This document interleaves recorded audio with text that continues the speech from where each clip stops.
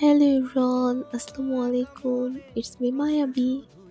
এই তো দেখতেই পাচ্ছেন পড়াশোনা করতে করতে বই খাতা সব এলোমেলো পড়ে আছে বেডের পাশে। অনেকক্ষণ পড়াশোনা করতে করতে কেমন জানি মনটা একদম উদাস উদাস লাগতে থাকে। আর এই যে দেখতে পাচ্ছেন, এটা ছাড়া তো আমার বাঁচাই অসম্ভব হয়ে পড়ে, কারণ আমার পড়তে বসলে প্রচুর পরিমাণে আমি দেখতেছি ইদানিং অনেক মাথা ব্যথা করে। তো আমার হচ্ছে এটা মানে আমার সারাক্ষণ আমার সাথে আমার বেডের পাশে রাখা লাগে, এটা আরেকটা আছে। সো এগুলা ছাড়া আমি থাকতে পারি না। আর একটা কাউন্টার পেনটাও আছে। এরপরে তো পড়তেছিলাম।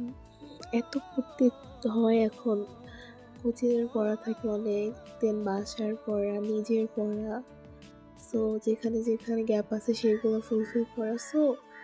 তারপর স্যার থাকে। এগুলা ম্যানেজ করতে করতে অনেক টাইম চলে যায়।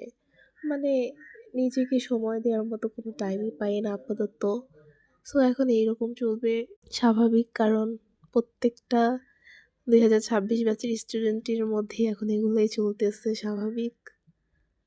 এর জন্য আমারও করতে হইতেছে। একটা ভালো কিছু অ্যাচিভ করার আগে তো অনেক কিছু স্যাক্রিফাইস করা লাগবে, এটা স্বাভাবিক না? এই তো ইংলিশ পড়তেছিলাম।